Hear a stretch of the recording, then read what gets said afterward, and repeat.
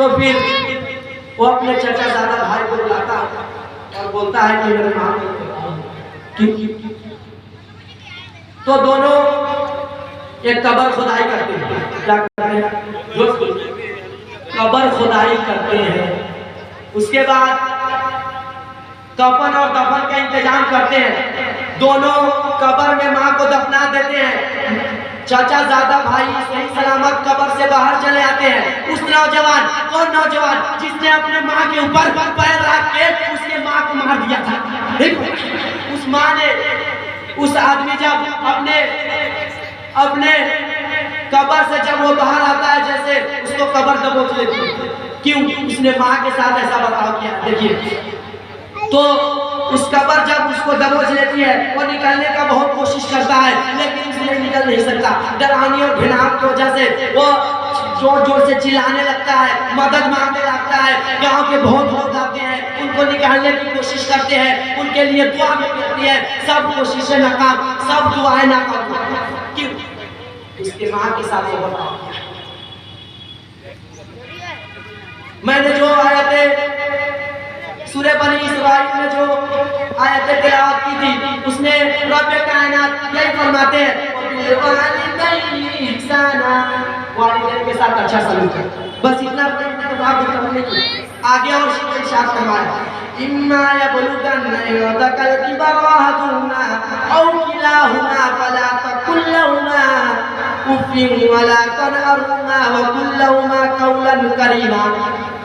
अगर तुम्हारे सामने तुम्हारे वालिदैन में से एक या दोनों या कोई वालिदैन के अगर बुढ़ापा की हालत में आ जाए तो उनको मत कहने दो और उनके सामने आजिज़ी की बातें बिछा दो और उनके कहने सुनने पर चलो और उनके लिए हमेशा ये दुआ करते रहना, क्या अरहमुहुमा कमा रब्बयानी सगीरा, कि ऐ रब्बे कायनात इन दोनों के ऊपर रहमत की बरसात बरसा जैसे कि इन दोनों ने मुझे छोटा से पाला है।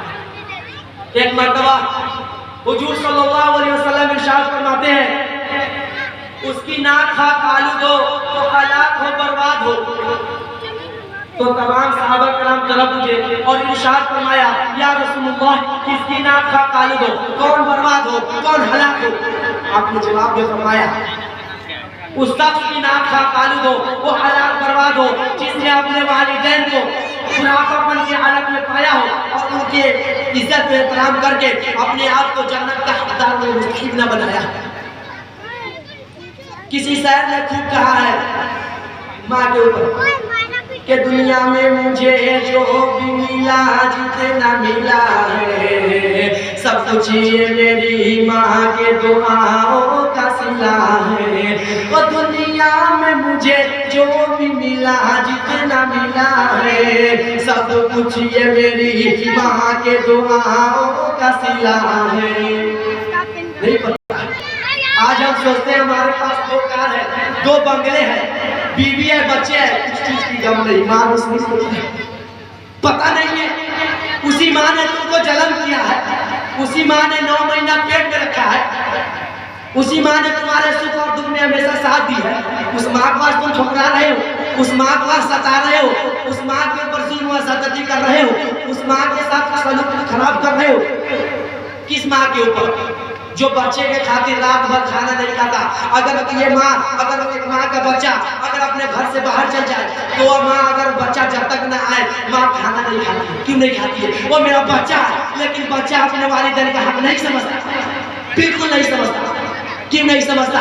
आज हमारी ढिलाई अपने वालिदैन को अच्छे, अपने औलाद को कम से कम इतना तरबियत देना चाहिए कि वो समझ जाए नमाज क्या है, कुरान क्या है, हुकूकुल्लाह क्या है, हुकूकुल इबाद क्या है, हुकूके वालिदैन क्या है, वालिदैन का खिदमत क्या है, वालिदैन का फर्ज क्या है, वालिदैन के साथ कैसा बर्ताव करना चाहिए, वालिदैन को कैसे देखना चाहिए, वालिदैन के साथ क्या करना चाहिए। तो एक तो फिर अपने औलाद को ऐसी परवरिश देना चाहिए कि जो मदरसा में पढ़े, स्कूल में पढ़े। कोई आपको मना नहीं करता कि अपने औलाद को स्कूल में पढ़ाए,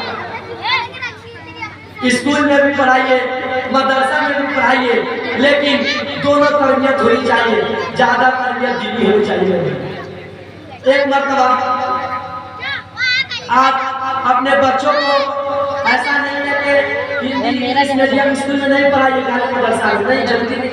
अपने बच्चा को जितना एक दुनिया में एक डॉक्टर जितना अच्छा एक आलिम का जरूरत है, उससे कहीं ज्यादा एक डॉक्टर का भी जरूरत है, नहीं पता। और किसी शहर ने खूब कहा है, किसी शहर ने खूब कहा है, ओ दिन रात ये वीरान से वीरान थे मेरे, देखो मेरे मालिक ने मुझे कितना दिया है, सब कुछ ये मेरी माँ के दुआओं का सिला है। हम क्या सोचते हैं, आज हमें दिया, आज हम दुनिया में मस्त रहेंगे, अब हम माँ को तकाएंगे नहीं, अपने माँ का सुनेंगे नहीं, अपने माँ से बोलेंगे नहीं। नहीं मेरे भाई, अपने वालिदैन का खूब इस्तेमाल करो, उनके साथ अच्छी बर्ताव करो, उनको हमेशा अच्छी निगाह से देखो, उनको कभी तकलीफ मत दो। अल्लाह तबारक व तआला अपने कलामुल्लाह में इरशाद फरमाते हैं, सूरह बनी इस्राइल की आयत है, उफ़िन वला तनहरुमा, अपने वालिदैन को उफ़ मत करो। अगर उनके सामने ऐसी कोई बात आ जाए तो उनको उफ़ मत करो। और नमाज का भी एहतमाम करो, कुरान का भी एहतमाम करो। एक मौका का एक वाकया है, तीन दोस्त अपने साथ में नमाज मस्ती आराम करने के लिए गया, तो तीनों ने जब गया तो फिर उसके बाद एक बिल्डिंग देखी 75 मंजिला, उसके बाद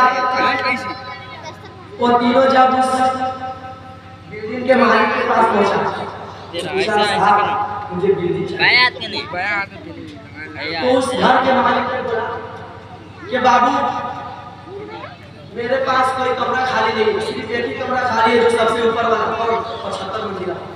हाँ ठीक है, कितना किराया दिया, फीस दिया। उसके बाद उनको लिफ्ट का चाबी और रूम का चाबी दिया, बोला कि बाबू अगर तुम 10 बजे के बाद आओगे तो ये फ्लाइट इसका मतलब ऊपर जाने का बंद हो जाता है। बोला ठीक है। पहला दिन गया, मौज मस्ती करके आराम से आ गया, दूसरा दिन गया बस वो भूल गया, वो आया, तीनों सोचा कि यार फ्लाइट बंद हो गया, ऊपर कैसे जाएंगे, इतना ऊपर चढ़ना किसी के बात नहीं है। तो बोला कि भाई आओ, तीनों एक मशवरा किया। बोला मशवरा में क्या तय पाया? मशवरा में ये तय पाया कि तुम मुझे एक मंजिला से 25 मंजिला तक, कहाँ से 1 से 25 तक, 1 से 25 तक सिर्फ खुशी का बात कहते हैं। उसके बाद दूसरे को कहा तुम 25 से लेकर 50 तक खुशी और गम दोनों की बात करते रहे।